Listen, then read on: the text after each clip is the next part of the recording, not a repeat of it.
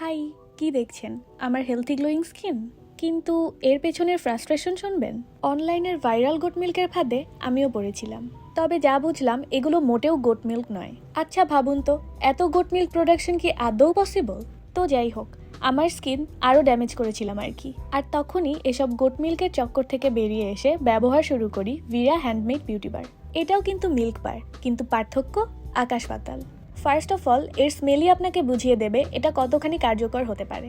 না, আমি কিন্তু অনলি এর স্মেলেই গলে যাইনি, বরং এই বারটাই আমাকে আমার স্কিনের ফ্রাস্ট্রেশন থেকে বের করে এনে দেয় এক প্রাণবন্ত, হেলথি আর গ্লোই স্কিন। আর আমার আজকের এই হেলথি স্কিনের পেছনের রহস্য হলো ভিরা হ্যান্ডমেড বিউটি বার। এর খাঁটি গরুর দুধ স্কিনকে ভেতর থেকে ক্লিন ও ময়েশ্চারাইজ করে, যা স্কিনকে ড্রাই হতে দেয় না। ক্লিনসিং তো হলো, কিন্তু এই পলিউশন আর ধুলাবালিতে স্কিনকে কাম আর হাইড্রেটেড রাখা দরকার। তাই আমি এর complimentary partner Veera soothing jail ব্যবহার করি।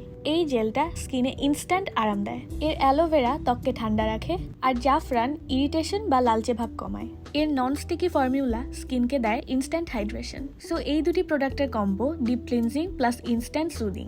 আপনিও মিথ্যা হাইপে না পড়ে নিজের স্কিনকে এই হেলদি কম্বোটি উপহার দিতে পারেন কিন্তু।